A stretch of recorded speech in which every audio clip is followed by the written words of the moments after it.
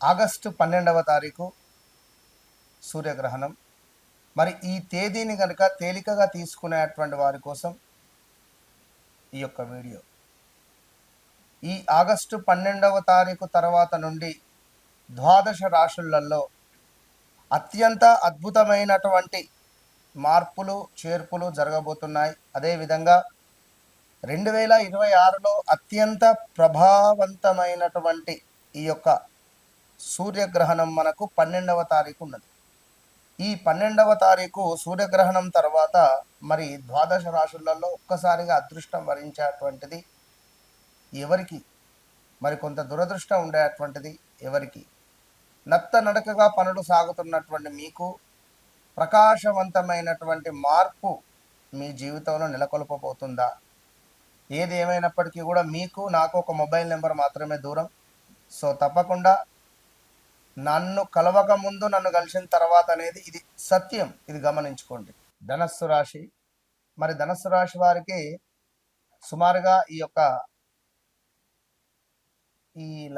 August 12 మనకు అమావాస్య తర్వాత శ్రావణం ప్రారంభం కాబోతున్నది. ఈ యొక్క శ్రావణం ప్రారంభంలో భాగంగా మొన్నటి వరకు గురుడు సూర్యునితో ఉండడాలు, గురుడు యొక్క పవర్ కోల్పోవడాలు కావచ్చును, ఇలాంటివి ఎన్నో జరిగినవి.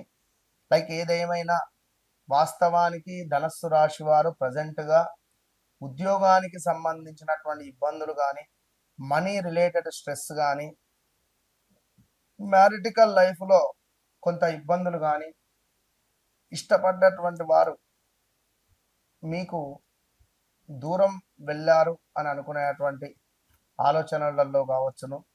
ఇలా అసలు ఈ జీవితం నాదేనా, ఇలా ఎందుకు జరిగింది అని అనుకునేటువంటి సందర్భం కావచ్చును.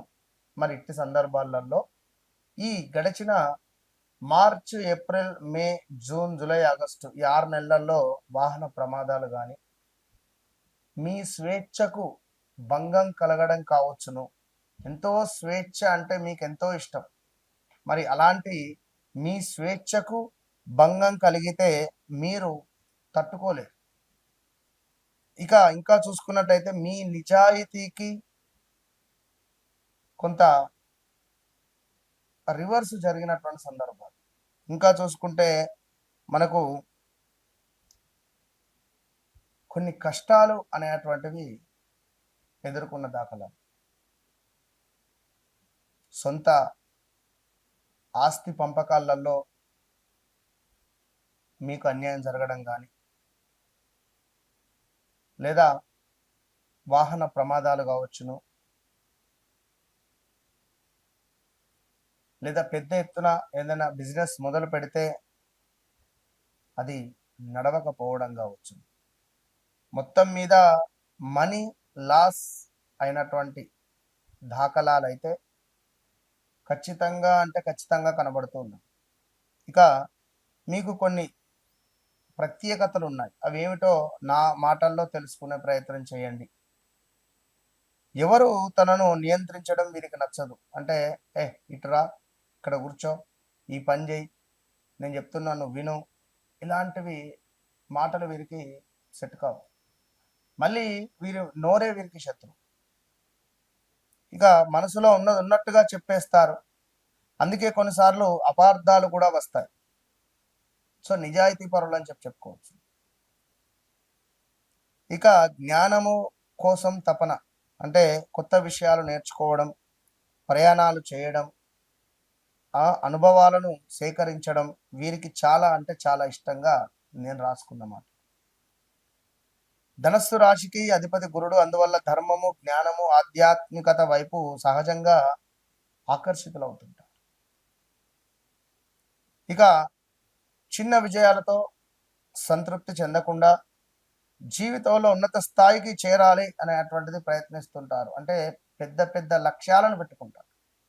కష్టాల్లో కూడా ఆశావాదం, ఎంత కష్టమైన పరిస్థితి వచ్చినా ఇది కూడా దాటిపోతుందిలే అనేటువంటి నమ్మకంతో ముందుకు సాగిపోతారు.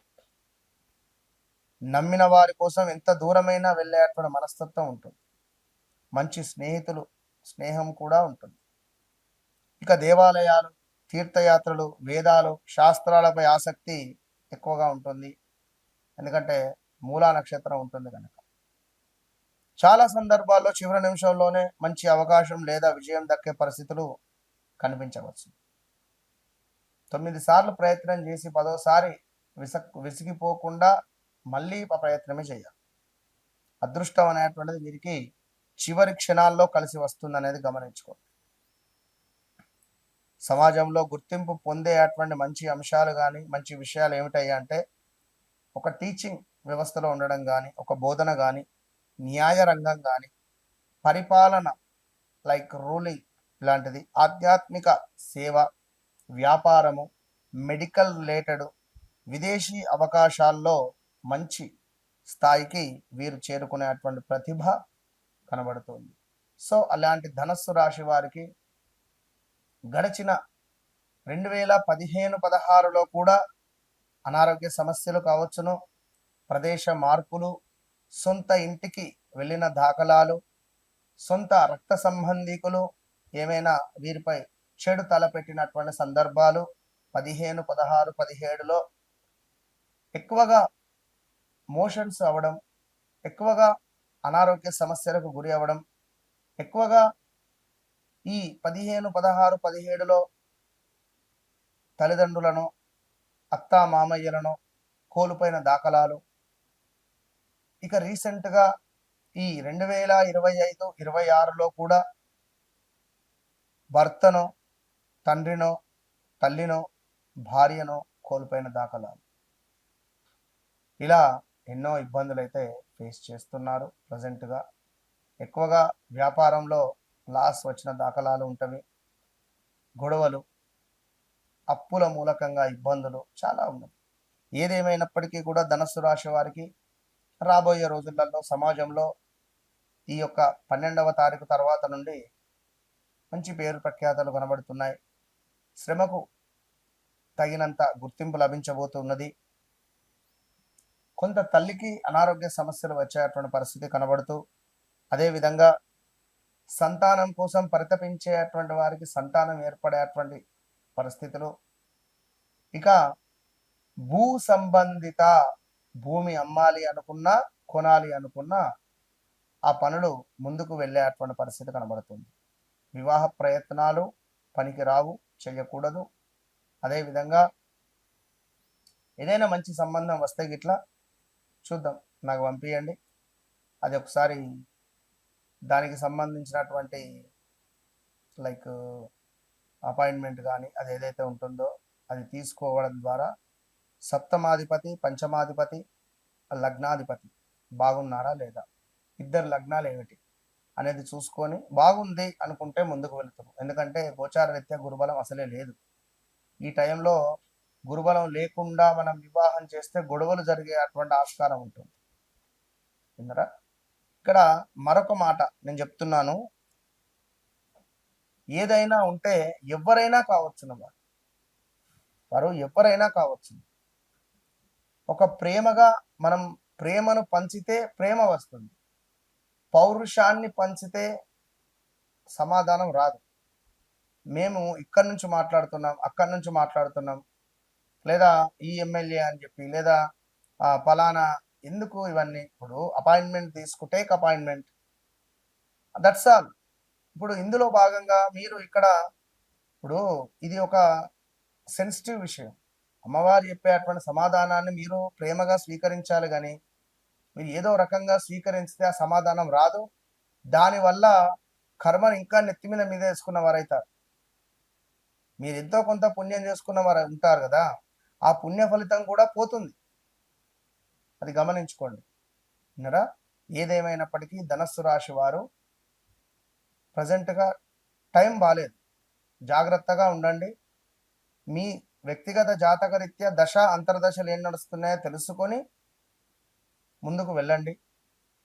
మరలా చెప్తున్నాను, నాతో మాట్లాడక ముందు, నాతో మాట్లాడిన తర్వాత